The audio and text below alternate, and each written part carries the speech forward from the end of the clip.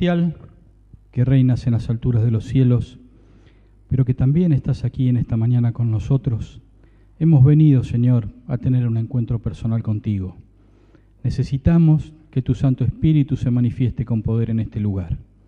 Rogamos por su presencia y rogamos también, Señor, para que el mensaje en esta mañana sea solo inspirado por ti.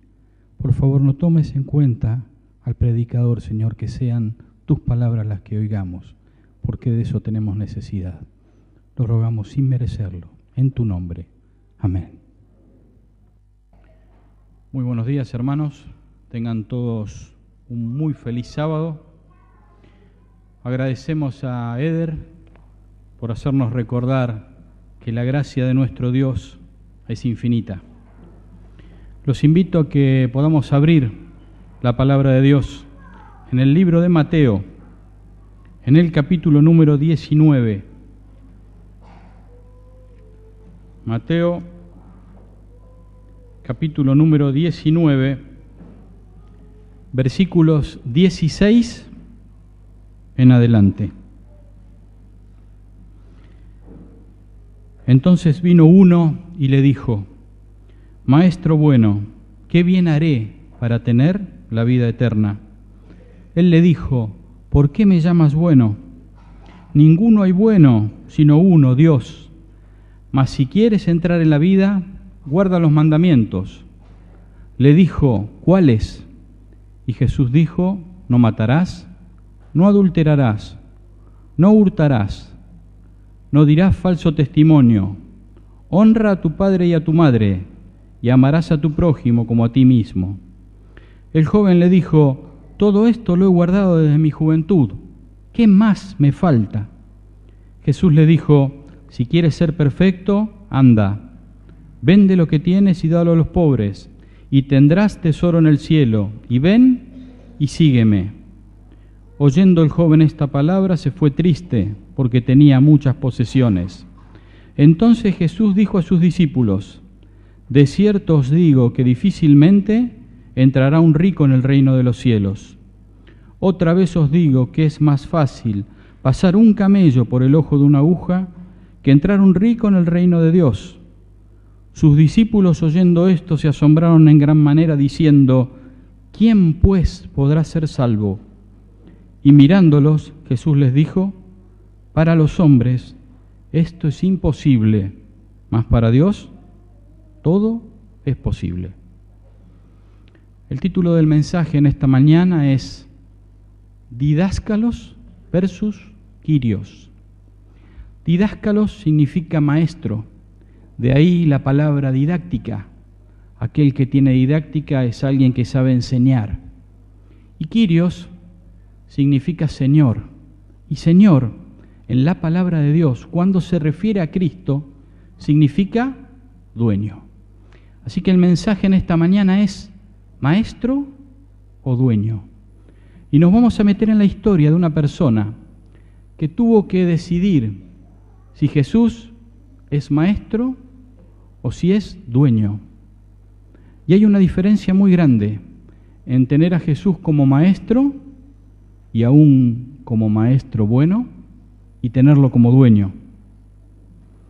La historia que acabamos de leer está dentro de los 4 temas o sermones que Mateo registró con mucha habilidad.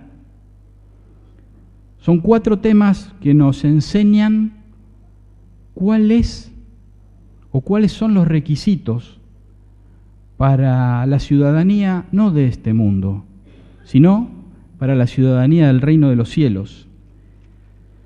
Jesús dijo que la única solución para el problema del hombre, que es la autosuficiencia y la autodependencia propia, es la cruz. No hay ninguna otra solución.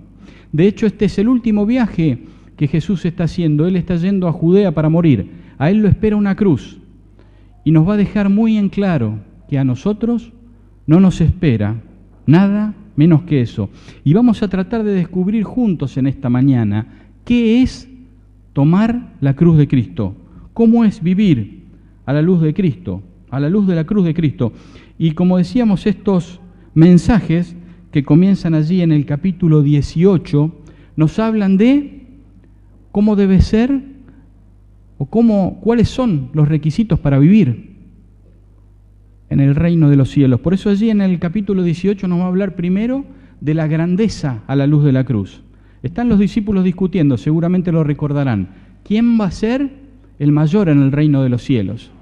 Entonces Jesús toma un niño, uno de estos niños preciosos que hace un minutito vimos aquí adelante, ¿verdad? Y dice, si alguno de ustedes quiere ir al reino de Dios, tendrá que ser como uno de estos niños o como este niño. Porque el niño tiene unas características interesantes, ¿verdad? Su pureza, su credibilidad y su dependencia de Dios. Por eso debemos ser como niños. Un poquito más adelante, allí en el capítulo 18, también va a hablar del perdón a la luz de la cruz. Y es ese pasaje que tanto conocemos, ¿verdad? Si tu hermano peca contra ti, ve y habla con tu hermano. En el capítulo 19 luego va a hablar del divorcio a la luz de la cruz. Y finalmente, en el pasaje que hemos leído y que vamos a estudiar juntos en esta mañana, va a hablar de la suficiencia propia a la luz de la cruz. Por eso vamos a entrar en esta historia que hemos leído recién. En el capítulo 19, allí en el versículo 16 nos dice que vino uno y le dijo, Maestro bueno, ¿qué bien haré para tener la vida eterna? Allí mismo, en Mateo, en el capítulo 20, en el versículo 20 del capítulo 19, nos dice que esta persona que vino es joven, y un poquito más adelante nos dice también en el versículo 23 que además de ser joven, es rico. En el capítulo 18 de Lucas y en el versículo 18, Lucas nos dirá también que este joven rico es un principal, un gobernante, probablemente un maestro de la ley. Y Marcos nos dirá en el capítulo 10 y en el versículo 17 que al venir corriendo, este muchacho se arrodilla ante Jesús, hinca su rodilla ante Jesús. Y sabemos que en el mundo de nuestros días, correr es algo totalmente normal, ¿verdad? Si estuviésemos en la zona céntrica y en un día laboral y la gente anduviese corriendo, ¿nos llamaría la atención eso? No nos llamaría la atención, ¿verdad? Porque todos corren. Normalmente en nuestros días siempre andamos corriendo, pero en esa época no era normal que alguien corra, y menos que un joven y de esa posición social y además un gobernante corriese. Si corría era porque había algo en su corazón que lo hacía correr. Él tenía que ir al encuentro de Jesús. Jesús ya se estaba yendo. Jesús estaba levantando sus cosas ya para irse. Y él tenía una necesidad imperiosa de hablar con Jesús. Por eso corre.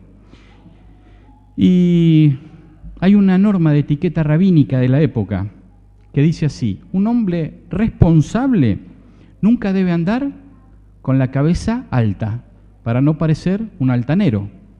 Tampoco debe correr en público, para no parecer poco serio. Ni andar con el gesto torcido, para no parecer que está enojado. Más bien debe andar mirando hacia abajo, como si estuviese orando, y caminar con paso decidido, como si fuese a atender algo importante. Fíjense en las normas, ¿no es cierto?, de etiqueta rabínica. Así que del hecho que esta persona corra, como decíamos, hay algo en su corazón que lo impulsa a correr. Y después vamos a ver, analizando el texto por dos preguntas que el joven hace, que había algo en su corazón que no estaba bien. Había algo que lo tenía preocupado, algo que estaba amargando su existencia. Porque si bien el joven tenía mucho dinero y tenía muchas posesiones, no era feliz. No tenía una vida plena. Y ustedes saben que plenitud para Dios no tiene que ver con posesiones materiales, ¿verdad? Puedo no tener absolutamente nada y estar pleno, o puedo, como el caso del joven, tener, sí, posesiones, pero no tener esa plenitud, esa tranquilidad, esa paz en mi alma. Y entonces este joven se acerca allí a Jesús. Y ustedes saben que los jóvenes no son diplomáticos para preguntar, ¿verdad? Cuando un joven pregunta, no es diplomático. Los adultos por ahí somos más diplomáticos. Queremos preguntar algo y damos vueltas por allí, ¿verdad? Preguntamos de una cosa, de la otra, hasta que verdaderamente averiguamos lo que queremos averiguar. Y tenemos ejemplo en la Biblia, ¿verdad? Nicodemo, por ejemplo. Nicodemo no va al grano con Jesús. Él dice: Rabí, sabemos que tú desciendes del cielo, porque si alguien no viniese de Dios, si alguien no tuviese el poder que tú tienes, no podría hacer las señales que tú haces. Vuelta, ¿verdad? Después le hace la pregunta, pero primero da vuelta.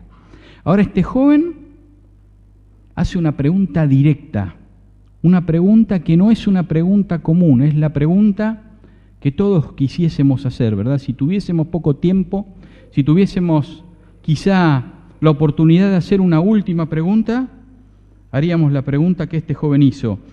Y él dijo, allí en el capítulo 19, en el versículo 16, en el libro de Mateo: ¿qué bien haré para tener la vida eterna? Marcos usa otro verbo. Miren, si me acompañan al libro de Marcos, allí en el capítulo 10, en el versículo 17, Marcos usa un verbo diferente. Allí en Marcos 10, versículo 17, dice: ¿qué haré para heredar la vida eterna? Y si realmente el joven dijo heredar, tenía bien en claro que la salvación se hereda. No hay nada que podamos hacer para obtener la salvación, ¿verdad? Ahora vamos a ver que tenía en claro esto en la teoría, porque en la práctica no vivía la vida de esta manera. Así que la pregunta que hace el joven es trascendental, ¿verdad? ¿Qué haré para heredar la vida eterna? Conflicto interior. Y más adelante él va a preguntar: ¿qué más me falta? Conflicto interior. Había algo en el interior que lo estaba atormentando. Y tal vez podríamos preguntarnos en esta mañana: ¿mi vida con Dios es plena? ¿Realmente estoy pleno con Dios? ¿O siento que algo me falta? ¿Soy feliz? ¿Está completa mi vida en Cristo? ¿O siento que quizá todavía hay algo que me está faltando y no sé qué es lo que me falta? Y quizás con el estudio de esta mañana vamos a descubrir que lo mismo que le faltaba al joven rico es lo mismo que nos está faltando a nosotros. También llama la atención la forma en que él se dirige a Jesús, ¿verdad? Allí en el versículo 16, en el comienzo, él le dice: Maestro bueno. Maestro bueno. Y Jesús inmediatamente le responde en el versículo 17: ¿por qué me llamas bueno? Hay solo uno bueno, y ese es Dios.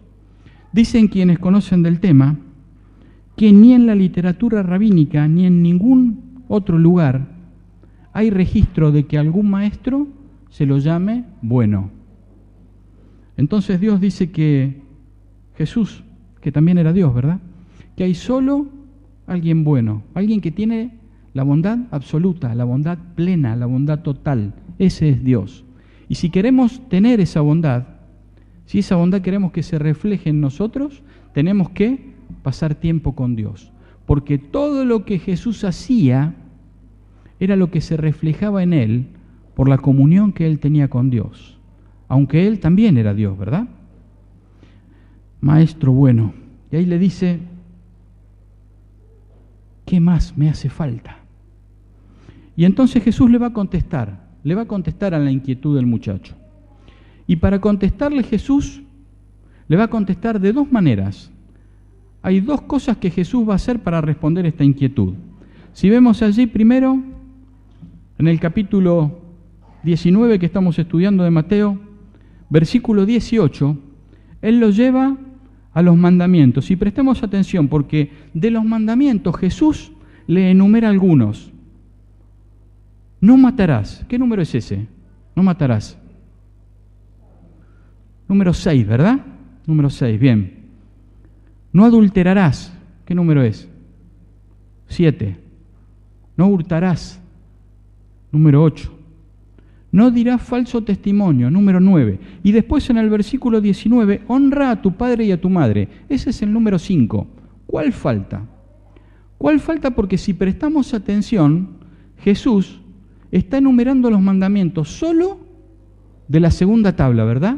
Sabemos que los mandamientos los podemos dividir en dos partes. Los primeros 4, que hablan de nuestra relación con Dios, y los últimos 6, que hablan de nuestra relación con los demás. Jesús le enumera solo de la segunda, solo de nuestra relación con los demás. Y de esos 6, solo nos enumera 5. ¿Cuál falta? El 10, ¿verdad? ¿Cuál es el 10? No codiciar. Ese no se lo nombra. Y no le nombra ninguno de los de la primera tabla. ¿Por qué no le nombra ninguno de los primeros 4? Porque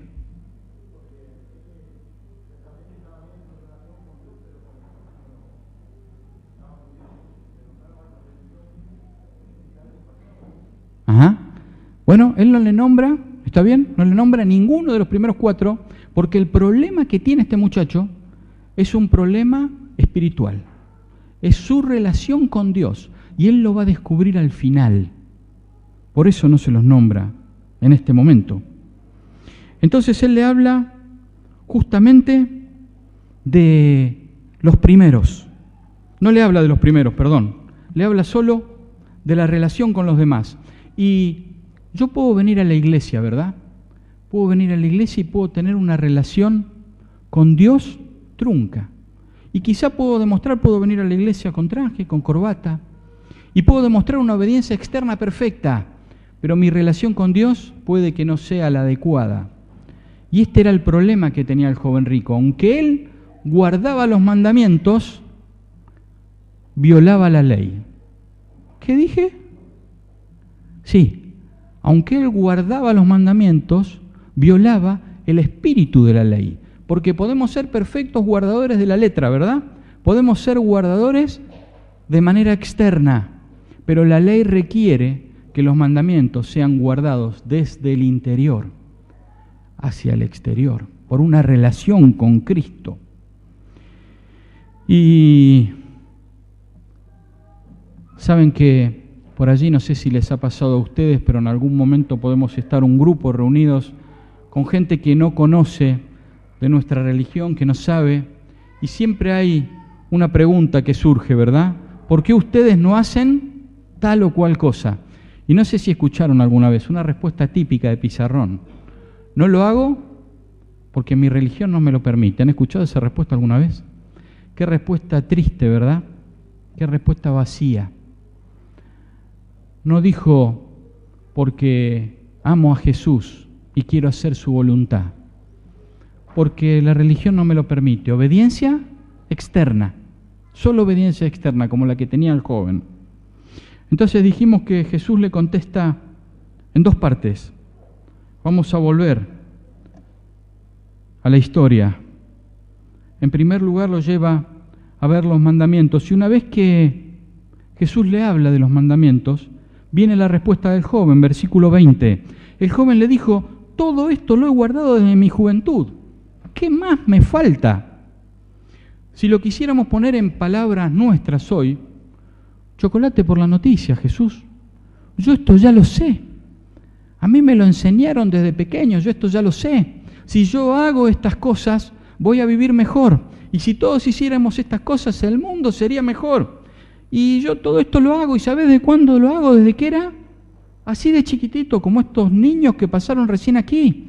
Pero a pesar que lo hago, a pesar que guardo todo esto, siento que algo me falta. ¿Qué más me falta, Jesús? ¿Qué me falta?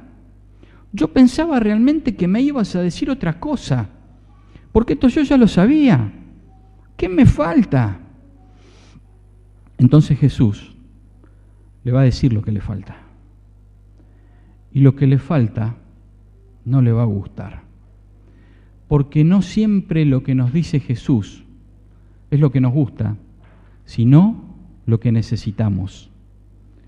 Y esto que le va a decir no le va a caer bien al joven, pero interesante que Jesús, antes de decirle lo que le falta, hace algo.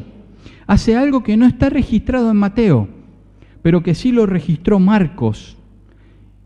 Y qué bien me hace que Marcos haya registrado esto. Miren, vamos a ir otra vez al libro de Marcos. Dejen allí marcadito Mateo. porque vamos a seguir después en el libro de Mateo. Pero Marcos hace algo que es necesario, que es imprescindible. Lo que le va a decir Jesús, ya dijimos, no le va a gustar. Jesús dice, mira muchacho, lo que te voy a decir te va a desarmar. No te va a gustar lo que te voy a decir, te va a sacudir. Te va a sacudir en extremo. Pero antes de decirle algo, Jesús lo ama. Y fíjense allí en el capítulo 10 de Marcos, versículo 21. Marcos 10, versículo 21. Entonces Jesús, mirándole, le amó. Trato de imaginarme cómo será esta mirada de amor de Jesús. Pero Jesús en ese momento puso todo en esa mirada para que el joven captara el mensaje, captara lo que Jesús tenía para decirle y que cambiase su forma de ser. Y Jesús lo amó porque veía en ese joven no lo que era, sino lo que podía llegar a ser si él abrazaba el Evangelio. Podía llegar a ser una persona de influencia, podía llevar lejos la palabra de Dios. Y entonces Jesús le dice quizá una de las palabras más duras del Evangelio. Vamos a volver, dejé marcado allí Marcos, y vamos a volver a Mateo. Allí en el capítulo 19, dijimos que antes de decirle esto lo amó, ¿verdad? Jesús está a punto de tirar la bomba, pero quiere dejar claro que lo ama al muchacho. Y allí en el versículo 21 entonces dice, si quieres ser perfecto, anda, vende lo que tienes y dalo a los pobres, y tendrás tesoro en el cielo, y ven y sígueme. Y Marcos agrega, en ese versículo que estábamos leyendo recién en el 21, tomando tu cruz. ¡Bum! Cayó la bomba. ¿Qué es tomar la cruz de Cristo? ¿Qué significa tomar la cruz? En el contexto que estamos estudiando, en Mateo, vamos a ver qué es tomar la cruz. Allí, en el capítulo 16.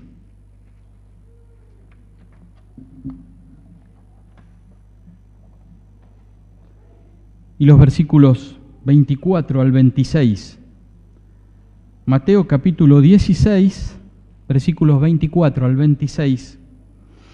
Entonces Jesús dijo a sus discípulos, esto que le dijo al joven rico, se lo dijo a sus discípulos también, y nos lo está diciendo a nosotros hoy. Si alguno quiere venir en pos de mí, niéguese a sí mismo, y tome su cruz, y sígame, porque todo el que quiera salvar su vida, la perderá, y todo el que pierda su vida por causa de mí, la hallará. Porque, ¿qué aprovecha el hombre si ganare todo el mundo y perdiere su alma?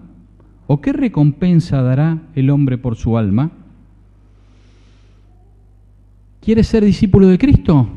Sí, hay una pequeña condición que me puede caer como una bomba. Tomar la cruz de Cristo cada día. Y si yo tomo la cruz de Cristo cada día, significa que estoy renunciando a mi autodependencia propia. Significa que permito el señorío de Cristo en mi vida. ¿Y qué es el señorío de Cristo en mi vida? Que Jesús sea dueño, no maestro nada más, que Jesús sea dueño. Y vaya si esto es una lucha, ¿verdad? Esta es la lucha de la que Pablo hablaba. Cada día muero y Cristo ahora vive en mí. Eso decía Pablo, ¿verdad? La lucha del joven rico es la lucha de nosotros cada día. Cada día muero. Porque para que Cristo sea Señor, yo tengo que ser siervo. Porque si yo soy Señor, Cristo es siervo. Y no puedo ser medio Señor y medio siervo, porque la palabra de Dios es clara, ¿verdad? No se puede servir a dos señores. Entonces, Si yo soy Señor de mi vida, si yo quiero manejar mi vida, y nos gusta, ¿verdad?, manejar la vida a nosotros, Cristo no es Señor. Y ese era el llamado al joven rico, que dejara de ser el Señor de su vida para permitir que Cristo sea el Señor en su vida. Y eso le cayó pesado, eso le cayó como una bomba. ¿Y cómo nos cae a nosotros hoy? ¿Será que nosotros entregamos nuestra vida al señorío de Cristo? ¿O será que queremos vivir nuestra vida como nosotros queremos? Y saben que este mensaje de esta mañana está inspirado en algo que he leído del pastor Benjamin Maxon. El pastor Benjamin Maxon fue director de mayordomía durante muchos años en la Asociación General. Y si escuchamos hablar de mayordomía, si decimos que vamos a hablar de mayordomía, ¿qué se nos viene a la mente? ¿En qué pensamos cuando hablamos de mayordomía? ¿Qué pensamos? ¿Dinero? ¿Qué más? ¿Tiempo? ¿Sí? En ese tipo de cosas pensamos, ¿verdad? ¿Qué son esos? ¿Qué son esos? Lo vimos esta mañana en el estudio de la lección de escuela sabática, ¿verdad? ¿Qué son esos? Son actos, ¿verdad? Son actos. Ahora el pastor Benjamin Maxon tiene una frase y les recomiendo, seguro que muchos de ustedes han hecho los seminarios de enriquecimiento espiritual, ¿verdad? Número 1, número 2, número 3. Allí en esos seminarios, gran parte de lo que se habla, y por supuesto todo lo de mayordomía, está escrito por el pastor Benjamin Maxon. Y la frase de él es: la mayordomía, esta es la definición de mayordomía, porque a veces nuestro problema es que no hemos entendido lo que es mayordomía. A veces creemos que mayordomía tiene que ver con el dinero, con el tiempo, con los alimentos. Él dice, la mayordomía es permitir el señorío de Cristo cada día de mi vida. Eso es mayordomía, que el Señor sea dueño de mi vida cada día, que ya no viva yo, que viva Cristo en mí. Y es interesante lo que Jesús le dice al joven rico, cómo le responde, ¿verdad? Interesante, porque él, para llenarse de lo que le falta, tenía que vaciarse de lo que le sobra. Paradójico, ¿verdad? Interesante. Para poder tener eso que le estaba faltando, él tenía que librarse de lo que le sobraba. Tiene que pasar de una existencia totalmente centrada en Él, que gira solo en torno a Él, a una vida centrada en Cristo.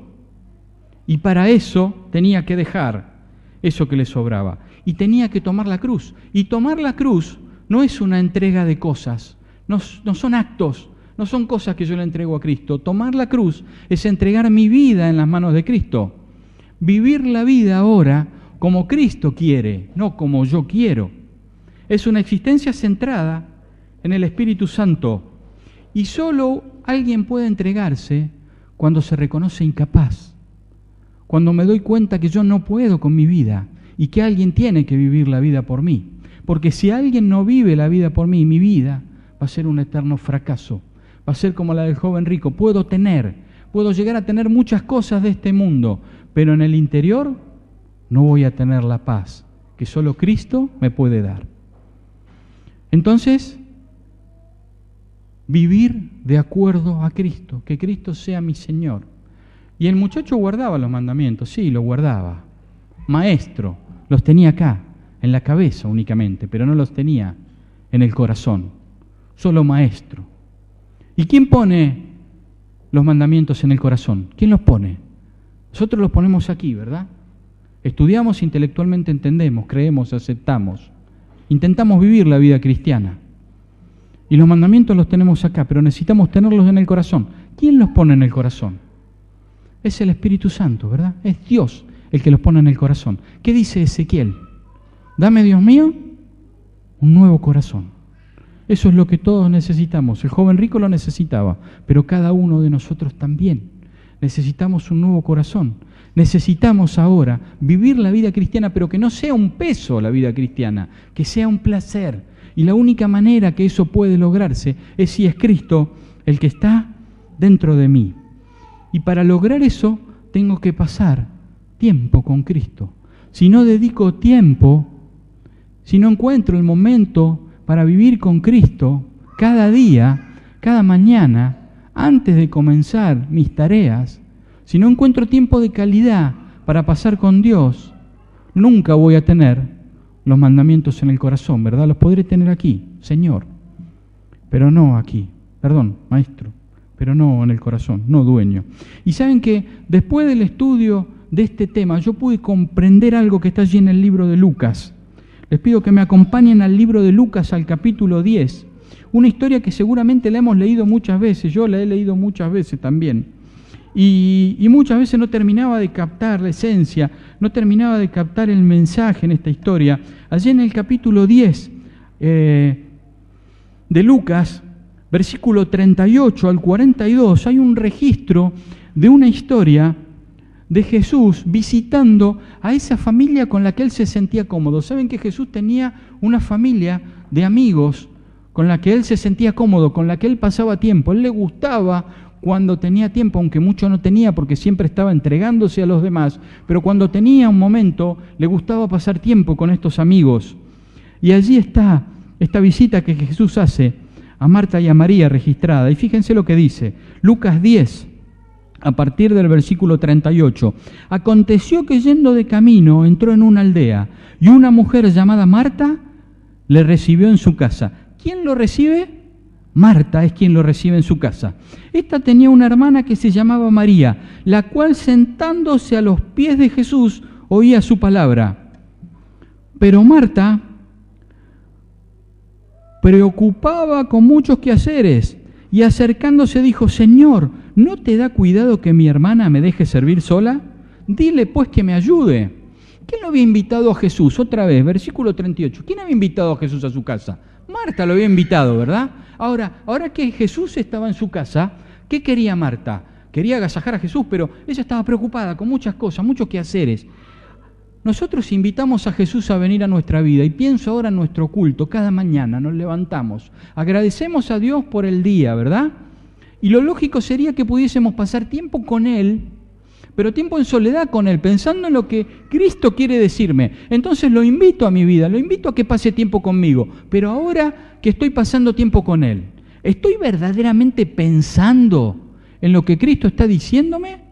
¿O estoy pensando en todas las cosas que tengo que hacer? Aquello, lo otro, y tenemos que hacer cosas, ¿verdad? Tenemos que hacerlas. Pero fíjense cómo responde Jesús. Respondiendo Jesús, versículo 41, le dijo, Marta, Marta, afanada y turbada estás con muchas cosas, pero solo una cosa es necesaria, y María ha escogido la buena parte, la cual no le será quitada. No quiere decir Jesús en estos versículos que no tenemos que hacer o no tenemos que cumplir nuestras obligaciones de cada día. No es esto lo que está diciendo Jesús. Tenemos que trabajar, por supuesto. Aquellos que estudian, los más jóvenes, los que o no tan jóvenes, pero que están estudiando, ¿hay que estudiar? Por supuesto. ¿Tenemos responsabilidades? Claro. ¿Tenemos que cumplir con eso? Sí. Pero ¿qué es lo primero? Jesús dice, hay algo primero, después todo lo demás. Y lo dice en su palabra, ¿verdad? Buscad primeramente el reino de Dios y su justicia, y todo lo demás será añadido naturalmente. No tenemos que preocuparnos por esas cosas, o no tenemos que estar tan preocupados, basta cada día en su afán. Y el muchacho tenía que entender esto, el joven rico tenía que entender esto, tenía que entender que en el egoísmo no hay verdadera felicidad. Si llevo agua para mi molino y solo para mi molino, nunca alcanzaré la felicidad. Nunca. Porque la felicidad completa se alcanza cuando se comparte. Y la verdadera felicidad de la vida cristiana es cuando yo puedo vivir la vida cristiana como debe ser vivida, como Dios quiere que la vivamos, desde adentro hacia afuera, producto de una relación con Cristo y no producto de guardar una cantidad de normas. Eso no es religión. Religión no es un conjunto de cosas para hacer. Religión es relación y todo se centra en relación. San Juan, capítulo 13, un versículo muy conocido, muy conocido. Aquí está hablando Jesús. San Juan capítulo 13, el versículo 35.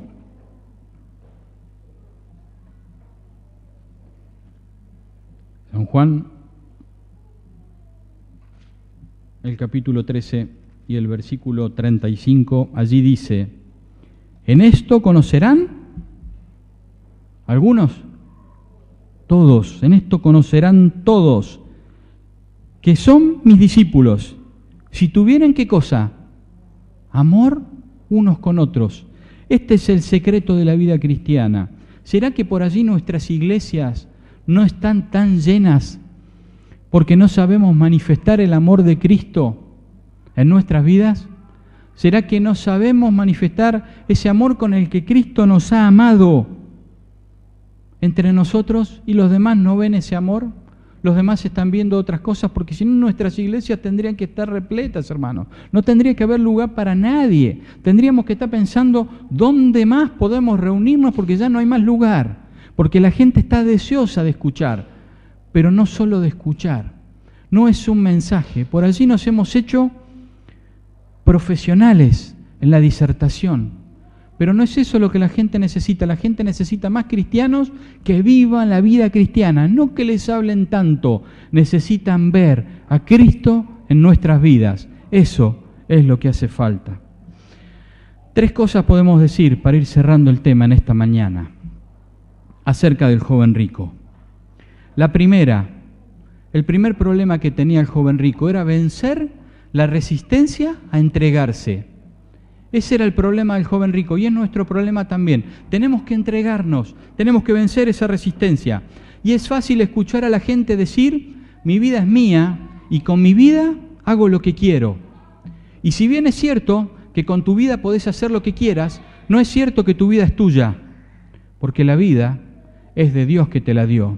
Y cuando nos perdimos, Él nos rescató con su sangre. Entonces la vida no es nuestra. Y esa es la batalla de la fe que habla Pablo cada día. Cristo, maestro o dueño. La segunda cosa que podemos decir acerca del joven rico es que los mandamientos no estaban internalizados en su corazón. Él guardaba los mandamientos, sí, exteriormente los guardaba, pero no había un compromiso en su corazón. Jesús era solo maestro, no era dueño. Y si los mandamientos están internalizados en nuestro corazón, si comprendemos realmente los mandamientos, vamos a ver que en los mandamientos hay prioridades. Si estudiamos detalladamente la tabla de la ley, vamos a ver que en los mandamientos hay 4 prioridades. Primera prioridad, primero, Dios. Los primeros 4 mandamientos, ¿verdad? Segundo, la familia. Y es el mandamiento número 5 y de paso el único mandamiento con promesa. Honra a tu padre y a tu madre, ¿para qué? Para que se alarguen tus días en la tierra, ¿verdad? Después, los demás, toda nuestra relación con los demás, todas las cosas que tenemos que hacer para vivir bien con los demás. Y por último, ¿qué está en último lugar? ¿Qué es lo último que está allí? Las cosas, ¿verdad? Último, las cosas. Entonces, si los mandamientos los guardamos por una relación con Cristo, están internalizados en nuestro corazón, habrá también prioridades en nuestra vida. Primero estará Dios, después nuestra familia, después los demás, nuestra relación con los demás. Y por último, las cosas, ¿verdad? Por último, las cosas. Ahora, analicemos la vida del joven rico. ¿Qué estaba primero en la vida del joven rico? Las cosas. ¡Clic! Primero las cosas. Segundo, los demás, sus negocios. Tercero, la familia. Último, Dios. Y eso es lo que hace el diablo, hermanos. Invertirnos las prioridades. Eso es lo que él quiere, invertirnos las prioridades. Que yo no pase tiempo con Dios, ¿verdad? Dios es secundario, no importa. Sé feliz, haz tu vida. ¿Han escuchado ya esas cosas? La energía está dentro tuyo, tú tienes la fuerza. Ese es el mensaje engañoso del enemigo. Si no pasamos tiempo cada día con Dios, nunca podremos tener una vida plena. Y la vida plena es la paz que podemos sentir por nuestra relación con Dios. Y la última cosa, la tercera cosa que podemos decir del joven rico, es que no era el problema del joven rico las posesiones. Él tenía muchas posesiones, es cierto. Las posesiones no eran el problema. El problema era que las posesiones lo poseían. Cuidado si las posesiones te poseen, que no te quiten el foco del reino de los cielos. Cuidado con eso. Y dice el final del mensaje, después que Cristo le explicó todo esto al joven rico, después que el Señor le dijo lo que le faltaba. Versículo 22 del capítulo 19 de Mateo. Oyendo el joven esta palabra, se fue triste, porque tenía muchas posesiones.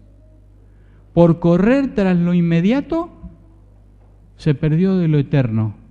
El joven pensaba que por seguir a Cristo estaba haciendo el peor negocio de su vida, cuando en realidad estaba obteniendo algo que todo el oro del mundo no puede comprar.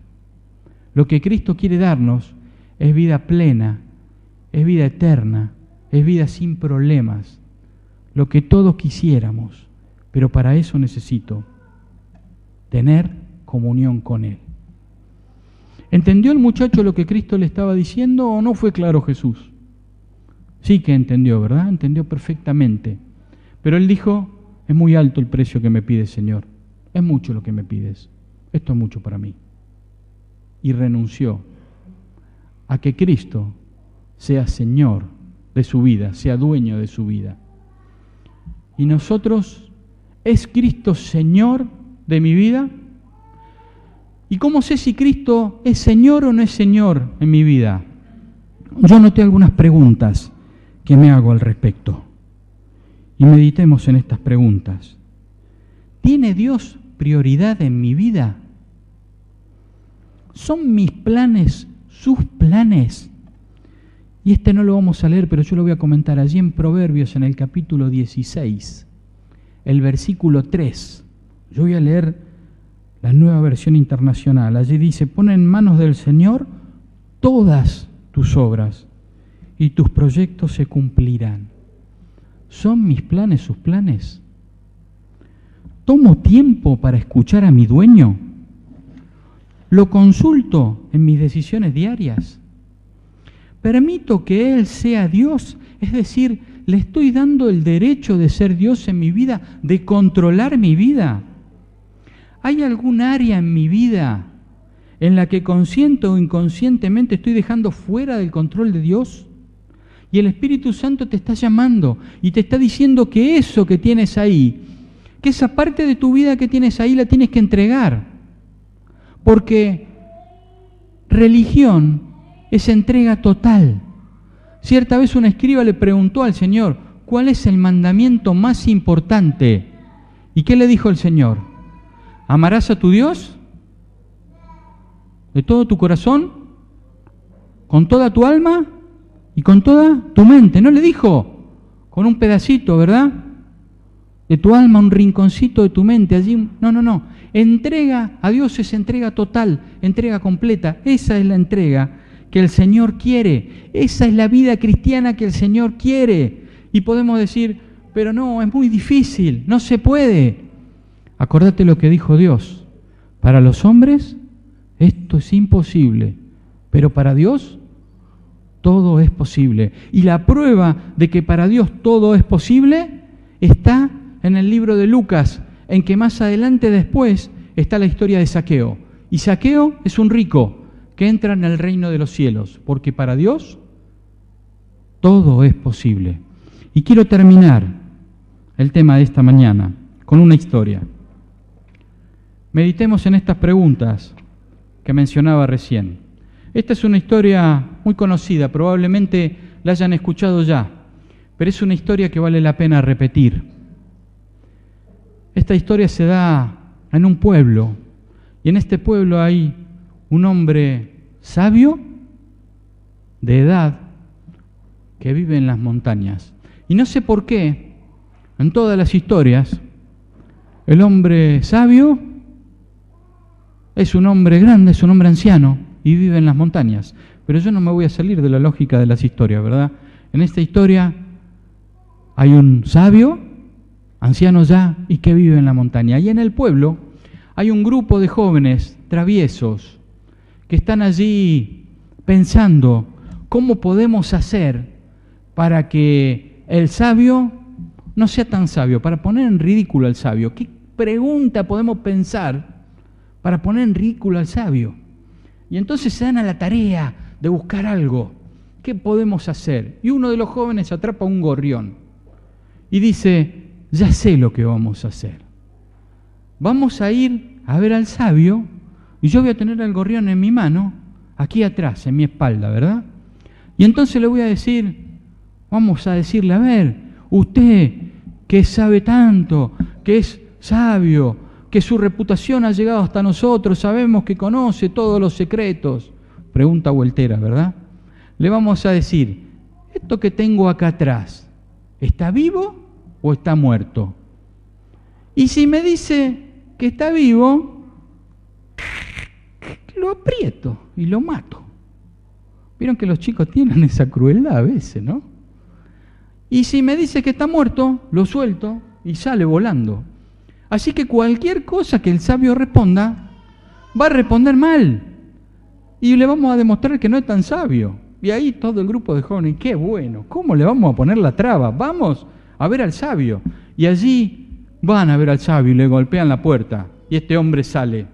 Y le hacen todo este preludio que les dije, ¿no es cierto? Y le preguntan, ¿y esto que tengo aquí atrás? Ojitos brillosos de picardía en el joven, ¿verdad?